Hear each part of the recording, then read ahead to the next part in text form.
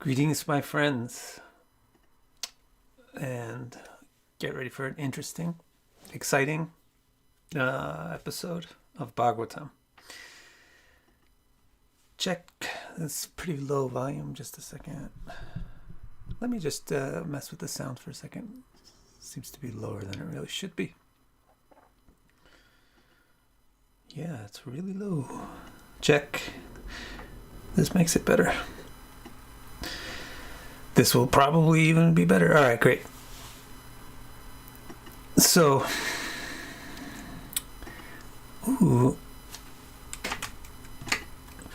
So today, let me see, should I give you background? Today, the citizen is going to meet an amazing woman. That's why a lot of people are here. They want to hear about this kind of stuff. Who's the citizen? This is the story that Narada is telling to Barishat. Who's Barishat? Barishat is the king, the father of the princes who went and learned from Shiva about how to have creative potency. After Maitreya told the story about that and how Shiva taught them the song that would clarify their creative potency, the story went back to their father. What was he doing this whole time that they were practicing this song meditation for 100 years? What was he doing? He was doing a lot of materialistic activities. And because he was doing materialistic activities, Narada thought, that's a shame. He's a good guy in a good dynasty. Why is he wasting his intellect on this kind of stuff? Let me go try to help him. So Narada went to him. I said, what are you doing? Are you happy with this stuff? Why are you doing this stuff? And the king said, I don't really know why I'm doing it. I'm just doing it because I'm out of habit. I mean, can you help me out? So Narada said, I'll tell you a story. Try to figure out the story. It's a bit of a riddle. Once upon a time, there was a citizen who was a great king. His name was the citizen, but he was really a great king. And he was very famous. And he had a friend that he didn't even know. Didn't know the friend's name, didn't know what the friend did. Didn't even really know that he had a friend, I guess. Anyway, forget about this friend for now. The king, he wandered all over the world because he was looking for a city to be the king of. He was looking for a capital to live in. Every time he would find a capital, he would try it out. And he would realize there was something cool about this city, but it's not satisfying. And he started to feel a little bit sad about that. But suddenly, once upon another time, he happened to be in the southern slopes of the Himalayas when he saw a wonderful city with 9 gates, beautiful walls, nice gardens, good plumbing, good canals, and something else was good. Oh, and there's cool windows in the houses with different kinds of roofs, all kinds of cool stuff he saw in this city. And an amazing palace with all this transportation systems leading to the park and the clubs. He loved it. The city was great. And outside the city, it was wonderful. Right outside the city was a really nice lake surrounded by all the kind of sensations that you would want to experience. Sounds, touch, smell, etc. Sight. And that's where the story comes up to, right? About how outside the city there's this beautiful thing. Now, what the heck is all this about? You remember from last week, this is all a riddle. And once you realize that the king, the citizen, is the inhabitant of the city is the body, the king is the soul, and all the different houses and walls and canals, etc., sewers and everything in the city represent different parts of the body and the way the body functions. And then the outside of the city is the world that the body can interact with. And so that's what's going on. So going out of the city means putting your consciousness into the world and experiencing the world.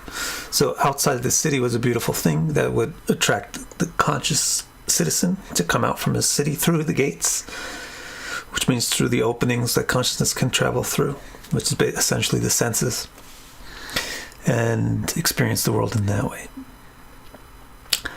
So, shall we start anew? out of the blue, yadrichaya, an important word in Sanskrit in the philosophical text, yadrichaya, which I'm translating here as out of the blue. Yadrichaya means on its own, for no other cause, by its own will. There's no cause and effect that's involved. It just happens. Yadrichaya.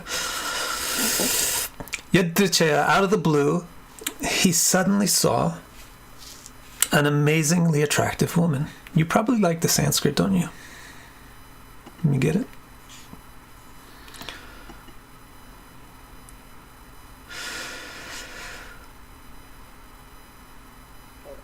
What? This is 24. We need to go to chapter 25. We're in the 4th division in chapter 25. And we're up to... Yep, we are up to text 20.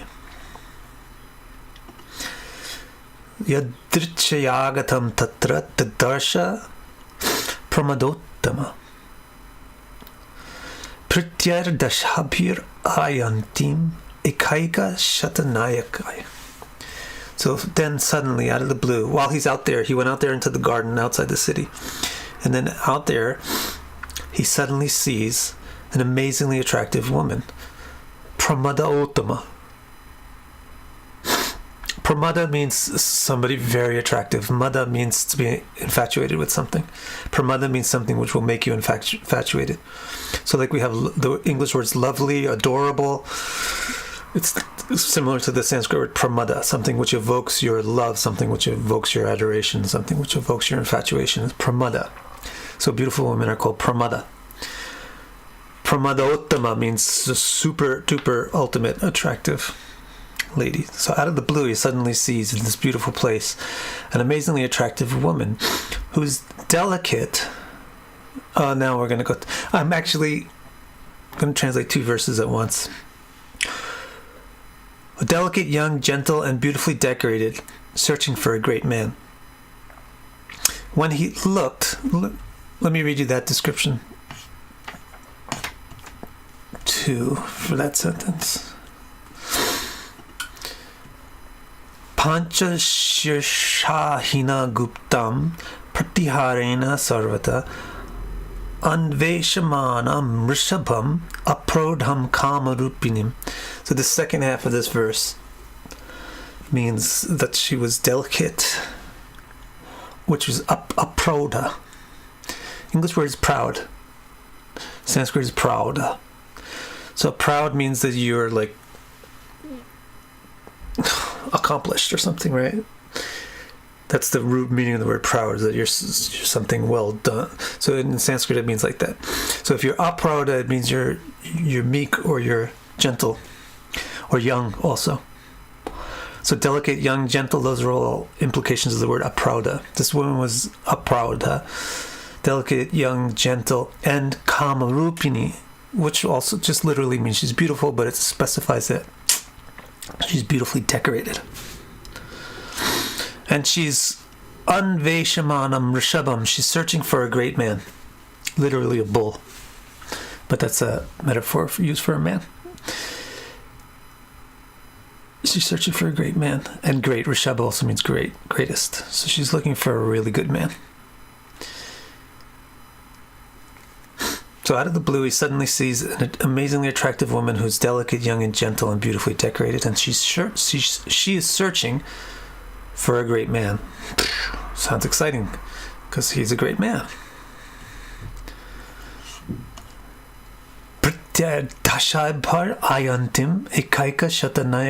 When he looks at her, something very interesting happens. She sees this woman, and when he looks at her and when they recognize that they're looking at each other, something happens.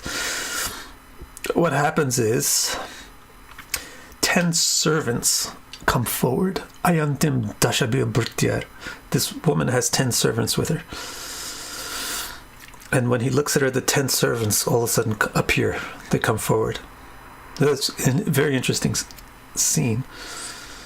She was alone, but when she realizes she's being looked at, then 10 servants come forward.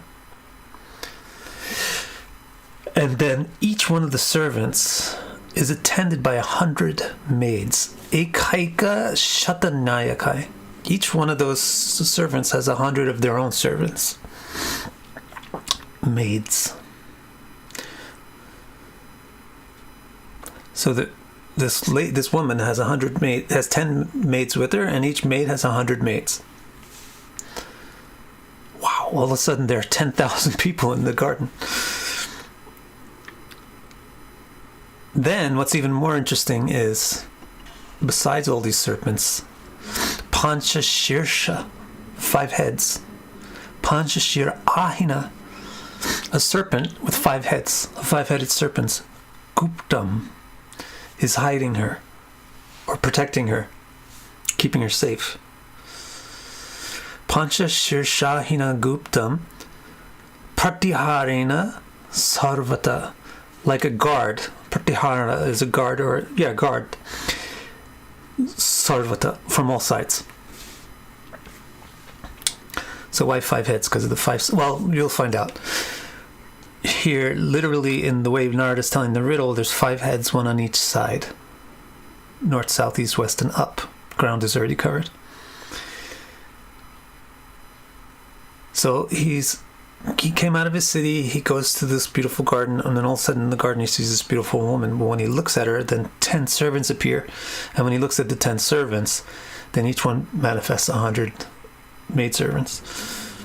More. And then protecting all of them, or surrounding them all, or connecting them all, is a serpent.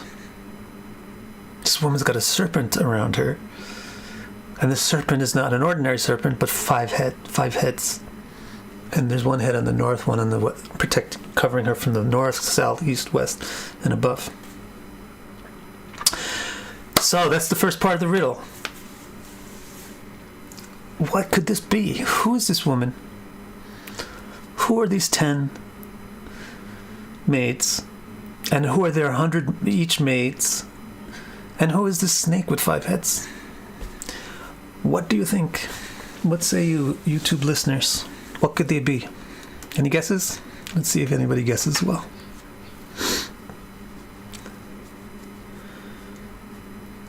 Yes, going out of city means experiencing the world. So I'll give you a couple of seconds.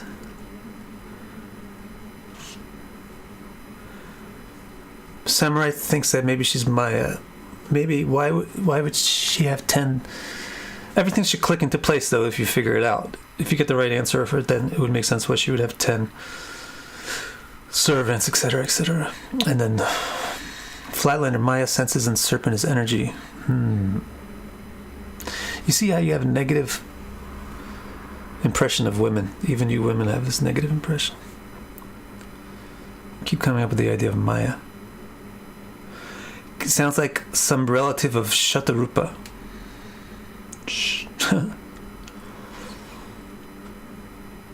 Sheshnag. It's not Seshnag. It's 5 heads. Seshnag has hundreds of heads. So Flatlander's close. It's not Lakshmi. Why would he meet Lakshmi? And why would he meet Lakshmi in the world? This story, remember the context of the story. You can never solve a riddle unless you keep your context. The context of the story is describing the soul inside of a city, inside of a body, and going into the world to experience the world. What will he need the most to be able to enjoy the world? He'll need a partner, he'll need a friend. You can't really enjoy life by yourself. So who is this partner that he's found? And it would be analogous to what we need the most in order to experience the world. So I'll solve this for you. The key here is that's just 10. The serpent is energy, Flatlander said. And she says senses.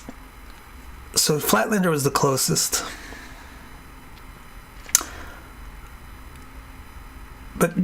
But it's not Maya. The woman is the intelligence. I don't know why you guys can't realize that females are intelligent. But the woman is intelligence. So, for example, anyway, we won't go off on that tirade. She is the intelligence. The 10 servants that she has, maids that she has, are the 10 senses. This is where Flatlander got it right. What are the 10 senses? There's 5 Gyanendriya and 5 Karmendriya. There's 5 senses that we pull knowledge in with, and then there's 5 senses that we impact the world with. Those are the 10. Why the intellect? What is the intellect? The intellect is the one who makes sense out of the Gyanendriyas and directs the Karmendriyas. So one of the Gyanendriyas is your eye and sight, the power of sight. The intellect is the thing that processes the data from the visual nerves and turns it into something meaningful. That's what intellect does. And then shows it to the mind. And then the intellect is also the one that figures out how to tell the Karmendriya what to do. If you want to move towards something, it has to tell the legs to move. If you want to grab something, it has to tell the hands to grab. Etc. If you want to run from something, it has to tell the right things to the right muscles. So this is the intellect. If you want to experience the world outside your city, you will need your intellect to command the 10 senses. And then through the 10 senses, you can experience this garden. With the 10 senses, you can experience this garden. So, then what are the 100 maids? Why does each one have 100 maids? Each one of the senses now has 100 of their own maids. And notice that it was not until the citizen or the soul looks at the intellect that the 10 maids appear. Because the intellect is latent. It's not consciousness itself. It's a tool for consciousness. But when the conscious being looks at or uses intellect, then the intellect develops its functions. It can exhibit its functions. Just like when a computer has electricity, it can operate. When it doesn't have electricity, all the code in it doesn't do anything. So when he looks at the woman, then she shows that she has 10 maids. And then when he looks at one of the maids, then the maid shows 100 more maids. The senses, the 100 maids are the very many different things that you can do with a sense. Each sense has many things. 100 is just a number that means a lot, sometimes, often in Sanskrit. So there are a lot of things that you can do with your eyes. There's a lot of things that you can see with your eyes. There's a lot of things that you can hear with your ears. So each one of the maids has hundreds of other maids. So this is the intellect. The intellect is surrounded by 10 maids, and each one of these maids has hundreds of maids. But what is the snake? Again, I think Flatlander was the closest. And she said that it was, I'm assuming she said that it was energy. But what energy? Prana. Very good, Flatlander. Did you look this up? Very good. That's the prana, because the prana is the force, which it's the actual muscle. The muscle of the subtle body is prana. It's like muscle is physical muscle moves your physical body. Prana is what's moving the mechanisms in the intellect. Really. So everything that, good job, Zena. Everything that's being maintained by the nervous system, the conduit for that maintenance is prana. Now, why does the serpent have 5 heads? Because prana has 5 functions. There's 5 types of prana. I don't remember all 5 in the Sanskrit, but I'll just tell you what the meaning in English. To know the 5 types of prana, there's a simple way to do it. The first 3 are just upper, lower, and middle. So you have an upper prana, which, for example, when I take a breath. When I take a breath, that's the upper prana, which is the thing that's regulating how my heart beats and how my lungs expand and making the air come in and out of my body, is the upper prana. Then Then you have a lower prana when you force down a child to come out, or when you push out poop, or when you let the pee come out, or if you just push down on your muscles in your diaphragm, you are using apana, or downward prana. So there's the downward prana controls the lower torso, the upper prana controls the upper torso, and then there's the sama prana, which is the middle, which is controlling all of the things that have to happen to make things move in your digestive system. So those are three of the pranas, just upper, middle, and lower. And then you have two pranas, which one is called super high, and I forget what the other one is called, but one is for the nervous system, and the other is for the circulatory system. So there's the fourth type of prana is the thing that makes the impulses move along the nerves. It is the impulses that move along the nerves. And then the other kind of prana is the veins, and the force that makes the things move in the veins.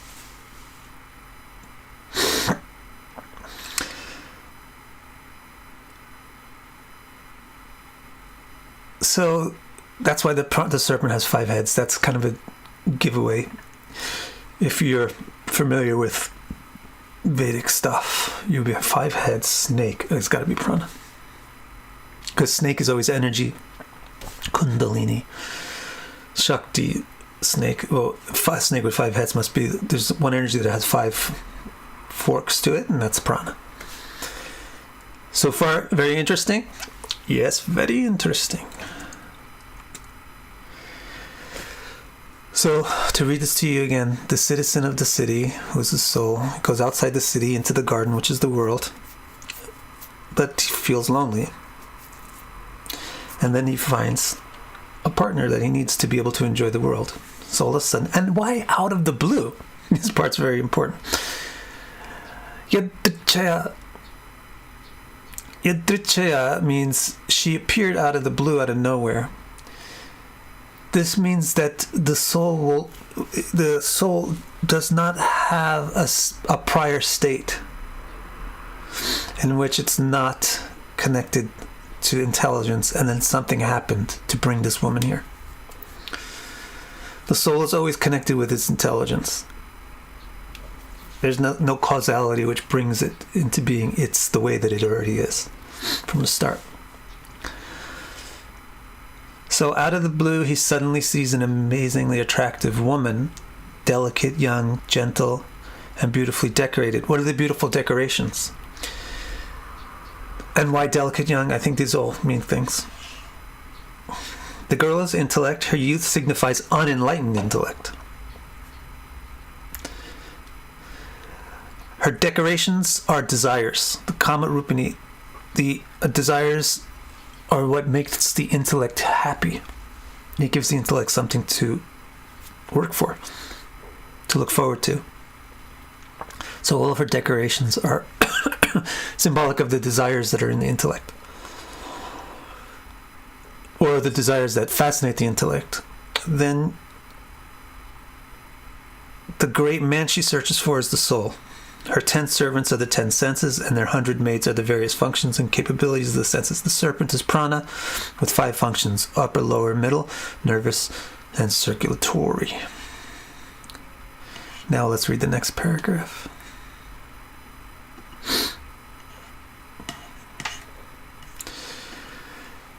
Next, Sunasam Sudatim Balam.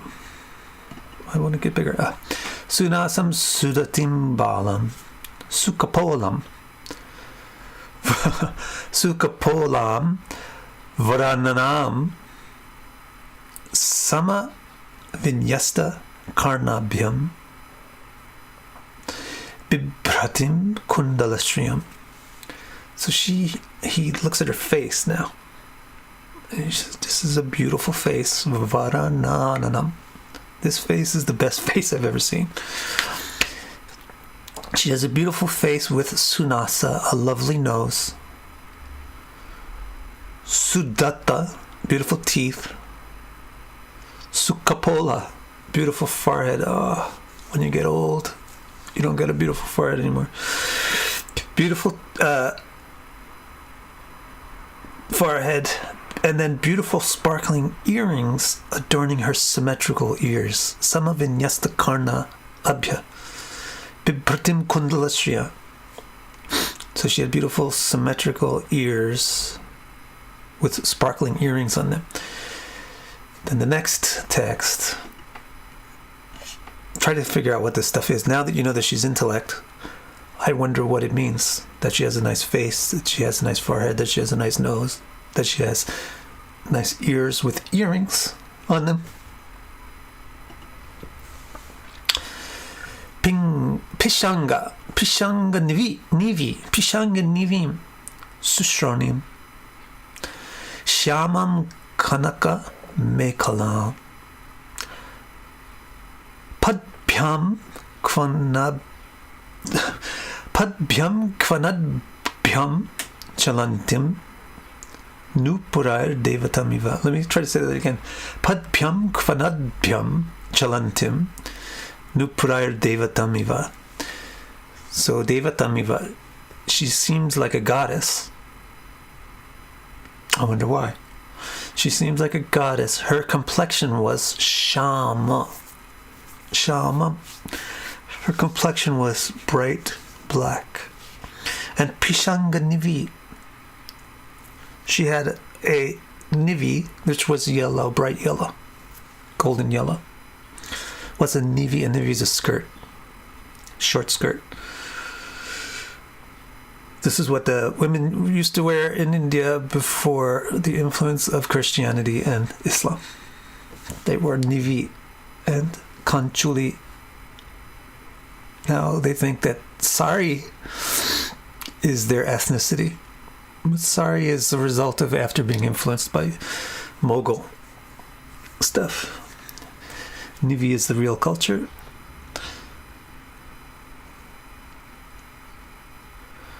So she had a Pishanga Nivi, which is a bright yellow skirt, and that was below her Sushroni, her beautiful waist.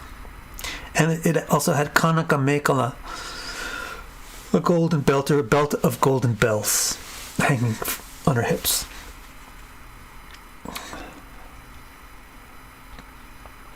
When she walked, Chalantim, when she walked, so she walks. Of course, she would say, of course she walks, but what does it mean with the intelligence walks? When she walked, her hips sway like an elephant. Oh, that's from a different verse. How did I get it earlier there? When she walked, her feet tinkled with bells. Okay, yeah. Padabhyam kvanabhyam chalantim nuprar. Her bells are jingling when she walks. I wonder what all that is. And then one more verse for today.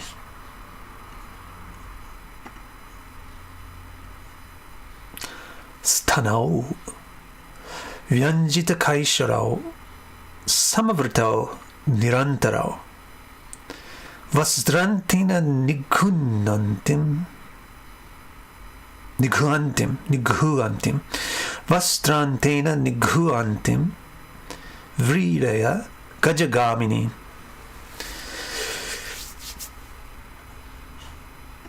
So now it's going to talk about stana. Stana is here. And if you say stana, it means here. Two of them. So now it's going to talk about the breasts. Her breasts were Vyanjita Kaisharao. They were banners of youthfulness. Her breasts were like two banners of youthfulness. Kaishora means 16, 17, 18, 19, 20, 21, that kind of age. Kishora means that. Kaishora means of that age. Vyanjita means like a declaration of, or a banner. So her two breasts were like declarations of adolescence, let's say. Or young adulthood.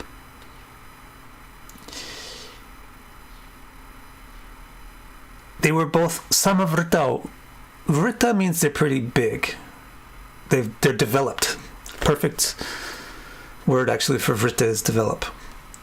Brital because there's two of them. Samavrita means they're both both equally developed. So there's not one that's tiny and one that's big, or one that's low and one that's high, or one that points this way and the other that points this way. They're just like same. They're symmetrical. Samvritao nirantaro. Antara means inside of it. So it means in between here, cleavage. Nirantara, there's not that there's no cleavage, there's no space. It means there's cleavage. They're pushed together. So stanao vyanjita kaisharo, those two breasts are like declarations of youthfulness. Samvritao, they're equally big, and nirantaro, they're pushed together. Vastrantena, she's using a little bit of cloth, or the edge of a cloth. Vastranta, the end of a cloth. To nikunanti, to sort of hide it. Guhya, hide it, keep it a secret. So she's kind of hiding it, which means kind of showing them, kind of hiding them. And then as she walks with hips swaying like Gajagamini. Gajagamini means the person who walks like an elephant. Now, when you don't see elephants much, you might not think that that's a compliment. But when you see an elephant walk, you realize how it sways. Doesn't mean she's like slamming her heels into the ground every time she walks, or walking like a clod. It means she's swaying. Gajagamini. And so she's walking with Gajagamini. She's walking like with a lot of swagger because she's heavy. But while she's walking, she's Vridaya, feeling like a little bit modest, so she's kind of covering up her breasts. So that's a beautiful, just plain old beautiful description, but it's actually an analogy that's going to explain something to us about intellect and how intellect works. So I wonder what all these lovely things are, right? We have a woman who represents intellect. And we learned that if you look at her, she shows you 10 servants. That's the 10 senses that the intellect commands. And then each servant, when you look at it, it shows you 100 servants. That means that there's lots of things that you can do with each sense. And it is all surrounded by a snake with 5 heads. And that's the pranic energy that we use to operate these things.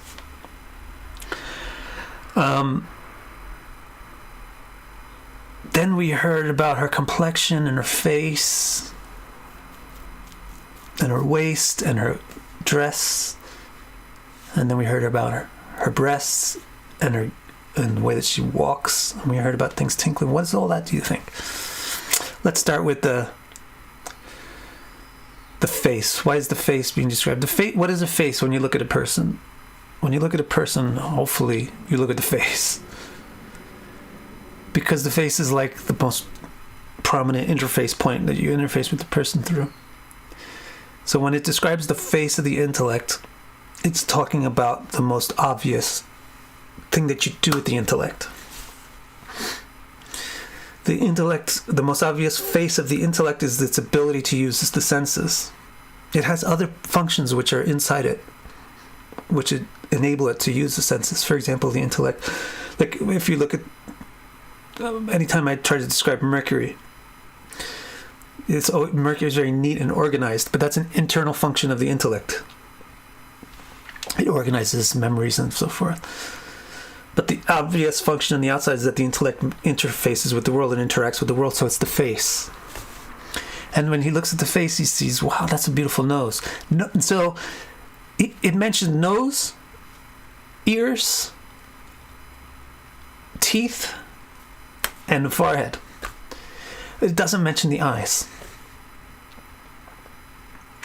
So the intellect uses the senses. The eyes are obvious. Everybody uses eyes. You don't have to be smart to use eyes.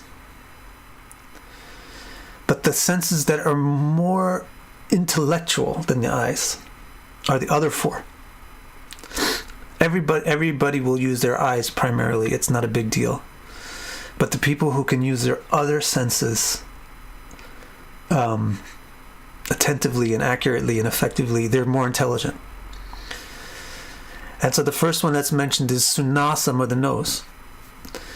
People who have a good sense of smell, and Mercury is nose, isn't it? Mercury is nose and intellect.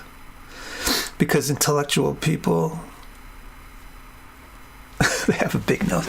No, they'll usually have a prominent nose. And sense of smell. The gods, the people that are more intelligent, they smell very carefully. My son is hyper intelligent and he's hyper smell. He drives him crazy. He's like a mutant with his smell power. So that's one thing about intellect. It was like this intellect that he saw, she could utilize the sense of smell very well. That's the nose. Then the teeth, she had very nice teeth. To utilize the sense of taste, you must be refined intellect. Forehead is for the skin. This is where you mostly have skin, and it's just got the nicest touch sensation is on the forehead. So skin, the sense of touch, is also not blunt like the eyes. And then the ears. Now the ears are the most important. Hence they're decorated with beautiful earrings. The most important sense to the intellect is the ears, because words take the form of sound.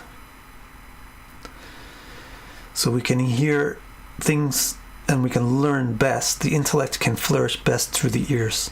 So the most wonderful feature of the intellect's face is the ears. Hence they have earrings. And what are the earrings themselves? Actually represent knowledge and words. So the Veda, the intellect, the earrings are the Vedic words, or words of knowledge. What else do we have? She seemed to be a goddess. Why does she seem to be a goddess? That's the intellect.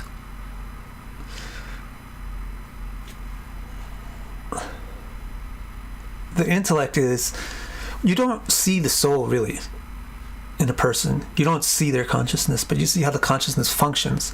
You see really how the person operates the machine. You can't see the operator. And the operation of the machine is through the intellect. So the most subtle thing that you can actually directly experience with your external senses is the intellect. So since it's so close to the soul, seems like the soul, so it seems like a goddess. She seemed like a goddess. Her complexion was Shama, which is bright black. Why? Why is it black? It's because it's aproda. She's aproda, or very young. So she's inexperienced. So that means intelligence with a vidya. So she's showing the intelligence which has gone into the external world. And that intelligence is black. But it's bright black, Shama. Because it's got some amazing potency, but it's being covered. So because her true potential is being covered by her being directed towards external things, then her complexion is black. Bright black. Also very interesting, most of the times these days, because of the influence of Western culture and everything, you don't think of beautiful complexion as black. In India, it's almost racist to the point that they just want white skin. The darker you are, they don't like it. Not to speak of India, but in many countries it's way worse. But in Vedic culture, black was considered beautiful. Black. The more black it gets, the better. And white was considered beautiful as well. Like I said, that's basically the hallmark of Vedic culture, is that it appreciates everything for what it is. So actually, if you think about it, like 2 days ago, we talked about all the different complexions of the planets. Some are reddish, some are yellowish, some are brownish. They're all beautiful. So this beautiful woman, she's black, Shama, like Krishna. And also, like Krishna, she has Pshanga Nivi. She's got a short, small cloth around her waist, Nivi, which is yellow, bright gold. So why is that?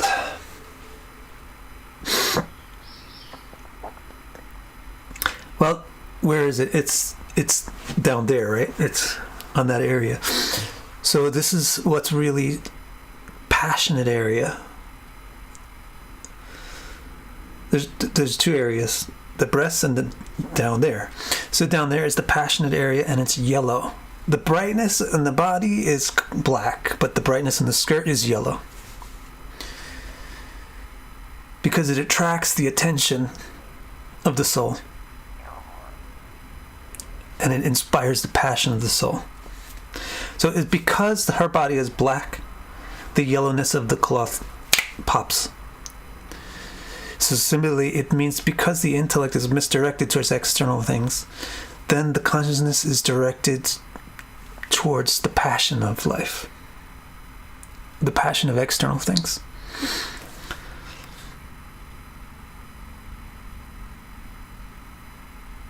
The bells which tinkle as she moves, what is that all about? The movement, by the way, means how she acts, how she utilizes the senses. And when she utilizes the senses, it jingles. She jingles. The jingling distracts the ears. The ears have their earrings, which they should pay attention to, but they instead pay attention to the jingling, which is the result of moving in the world. So when the intellect moves to interface with the world, it produces a nice sound, a delightful sound, but that makes the ears distracted from the words of knowledge. So this signifies the wandering of the intellect. The intellect tends to wander away from wisdom and towards just basic experience, immediate experience, instead of wisdom of how to improve the experience.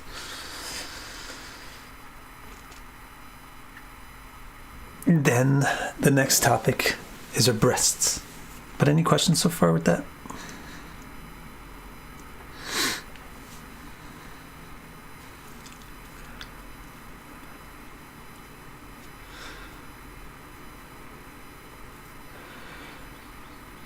Oh, Mass, if she was directed towards internal nature, then would she be white? Maybe golden.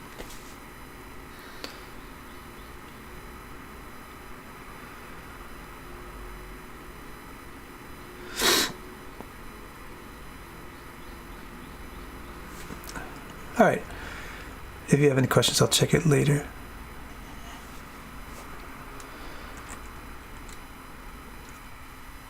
Now, onto the breasts. Her breasts, what are they? They're Vyanjana Kaishara, which means they're the epitome of youthfulness. But what's youthfulness? Youthfulness is when your hormones are through the roof, right? When you're 16, 17, 18, 19, your passions are in the red, they're off the chart. So what the breasts represent, by saying that they're the Vyanjita Kaishara, it means that they're the passion. It's just like the yellow cloth on her hips is showing the passion of the intellect. The breasts also represent the passion of the intellect. Now, a lot of to-do was made that they're equally sized, and there's two of them. So this is because passion is made of two poles, two ends of a polarity. And the passion is made of two ends of a polarity. Passion is a combination of love and hate, or attraction and repulsion, like magnets. Passion is a combination of attraction and repulsion. You be repulsed by something and attracted to something else, then you get there fast. If you're only repulsed from something and not attracted to something else, you don't get pushed very far. And if you're only attracted but not repulsed by something else, you don't get pulled very far. But if you're repulsed and attracted, then you get pulled very far. Passion is high. So passion is a combination of attraction and repulsion. And passion causes us to feel a strong bias. We'll feel strongly attracted to one thing and strongly repulsed by another thing. This is what everybody's under the influence of this all the time when they worry about what my Saturn Mahadash should be like, what blah, blah, blah be like.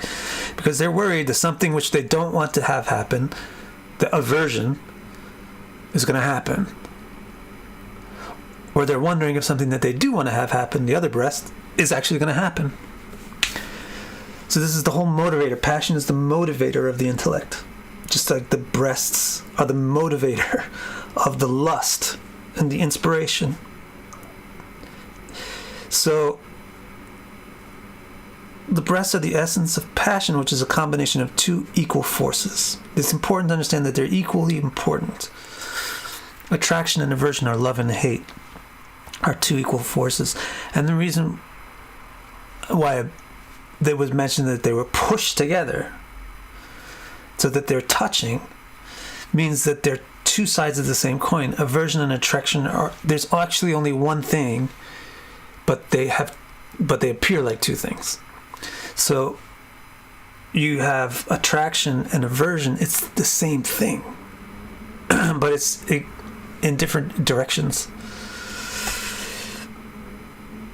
Love and hate are two aspects of one thing, passions, hence the two breasts are pushed together and so that they connect always. Now, she's trying to hide them slightly. She's a bit hiding the breasts. Why? Because she's cultured. She makes some thin attempt.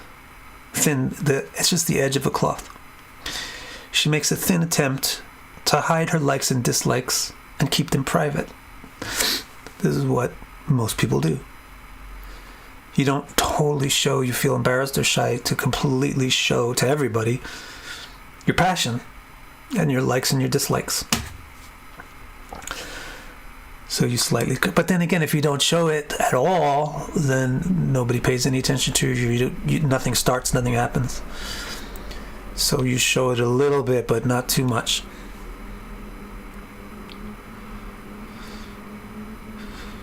Then, what is this about her? Yeah, what is this about the Gajagamini? That swagger, the sway in her walk. What's that all about? So she's trying to walk like everything's cool, and she's totally okay. But actually, the breasts are heavy. And it's hard to stand up straight. But she's trying to walk like they're not heavy. So this is the other thing that the intellect does. Intellect gets shyness to it, or guyata. The intellect has shyness to it. Guyata, and the other word was, I think, vrinda? Hridaya. Intellect has that function of thinking something should not be public. So it doesn't try to show that it's laden with desires and burdened by desires. It tries to show that it's carefree and it's free. And it's moving around balanced and everything's fine. It can walk on a high heel. But actually it's carrying a lot of weight. The weight is the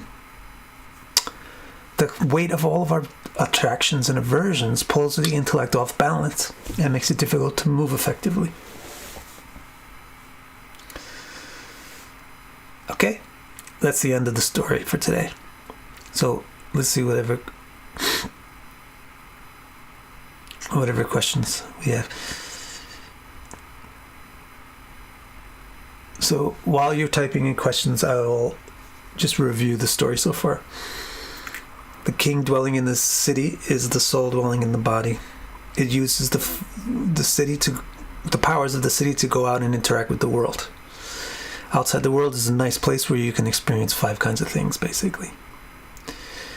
But you need something to be able to experience them. You need the intellect to operate senses. So out there, the first thing that he finds is the intellect. This woman who's surrounded with who's got 10 servants who each have 100 maid servants, which are the functions of the senses, and surrounded by the prana, who's a serpent with 5 heads. And her face is amazing. It has an amazing, particularly noteworthy sense of smell, touch, taste, but especially hearing, because it has the ability to hear knowledge, the earrings. Yet it tends to get distracted by its own sound that it produces when it moves in the world. So that's the ankles on the anklets and the bells that are on the toes and the ankles and the waist.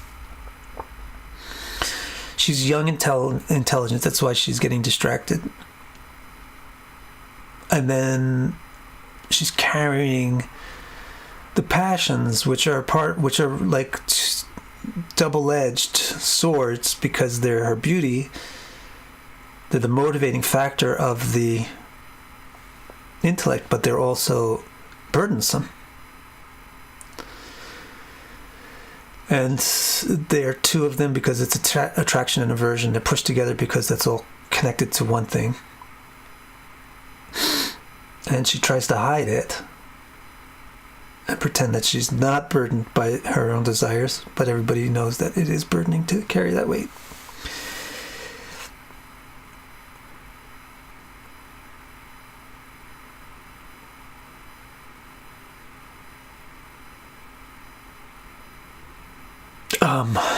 I remember this funny thing. I think they did this in Japan. I'm not sure if it wasn't in Japan. To give men a concept of what it feels like to have breasts, they put a bra on a guy, and then they would put 2 like different kinds of animals in the bra.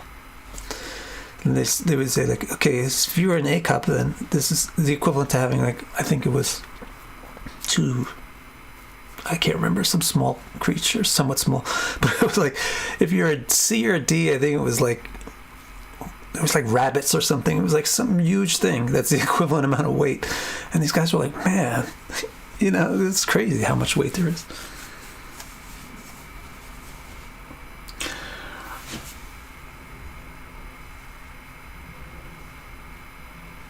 Okay, anything else? Any questions? Samurai says Krishna's black, but he's not directed towards the external. So black has actually a couple of meanings to it. Black is the Krisha. Krishna means black. It's Krisha. So black is the color that pulls the light in. So when something is super beautiful, it will be black. But it can also be beautiful by being white, because white sparkles. So there's more than one way to get beauty. But if something is very attractive and charismatic, then it's blackish. And if something is very bubbly and bright and sparkly, it will be golden and silvery and shiny. So people like Krishna and these goddesses and stuff, they combine the colors. They'll have black skin and yellow clothes. That's what she's doing. So she's black for 2 reasons. One, the blackness is showing that there's some kind of darkness to her. But the other thing is the blackness is showing that she's incredibly attractive. So if you want to compare it to Krishna, there's some kind of darkness to him. Not really, unless you really, really, really have no bias in your wording.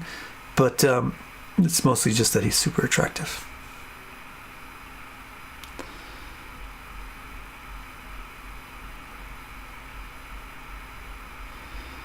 So Zena asks, so instead of wisdom of what really matters, or wisdom of how to better enjoy the external nature. Correct. So actually what she's got, the earrings are the words of wisdom. It's not necessarily words on how to be enlightened or something. It could be Venus wisdom. It doesn't have to be Saturn wisdom or something. It can be Venus and Jupiter wisdom, which is just how to enjoy better or function better in the world. That's what she's mostly listening to, but she gets distracted by just doing.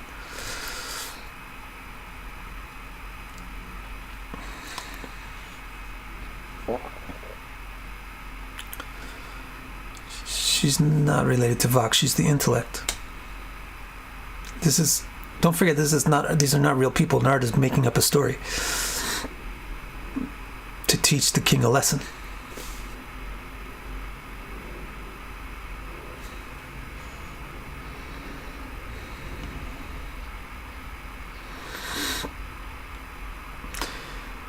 M has an interesting question. Thank you all. M has an interesting question. So is intellect an external thing to the king? It's an external thing, but it's yadrichya. Remember, all of a sudden out of the blue, he saw her. He didn't see how she got there or anything. So the reason why Narada told the story that way is because the soul is connected to intellect without a prior state. There's not a prior state where the soul is not connected with intellect. The intellect is external to the soul, just like your body is external. Yes, your body is external to you, but you are connected to your body since the beginning of you. So in the same way, the soul is connected, or in a similar way, the soul is connected to the intellect, yadrichya. But it's not that it was not connected with the intellect at some point. The soul always needs to have an intellect to be able to manifest its power. So yes, the intellect is external to the soul, but it's not non-essential. In fact, this is part of the Vedic concept, which is interesting, is it's not independence-oriented. The Vedic concept is cooperative-oriented. So the whole concept of God is Prakriti Purusha together. In fact, the Chinese and Japanese adopted letter for kami is a combination of onna and otoko, which is Prakriti and Purusha. So the Asian Vedic concept of divinity is not a male or a female or a soul or a matter principle. It's a combination of the two. So the soul or the Purusha is always with the Prakriti. It's Prakriti. It has Prakriti. It has its power. The power technically is external to the powerful, but it's rooted in the powerful. Therefore, it doesn't have a prior state where the power is disconnected from the powerful. So for the jingling, can that refer to overthinking or overanalyzing? Maybe, but the way I'm thinking of it, it's an analogy. You can get out of it whatever information you can get. You can get stuff that I'm not saying. But what I'm getting from the story is the jingling of her bells is from the result of the way that she moves. So when the intellect pursues material desires, or when it does anything, when the intellect does anything, it generates a noise. So it starts to become fascinated in itself. Fascinated with itself, and that distracts it from learning from others. So I guess that is kind of similar to overthinking, etc. John has a question which is off topic, but it's kind of interesting. Is the Bhagavad Gita spoken to the sun god the exact same one? No, of course not. How could the sun god tell Vivishwan that Krishna and Arjuna spoke? It's not the same.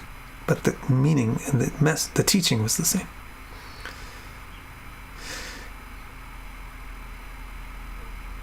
Very good, Marie. I really like what Marie wrote. They portray the intellect as being black because it's soaking in the knowledge, and that's also why she's feminine.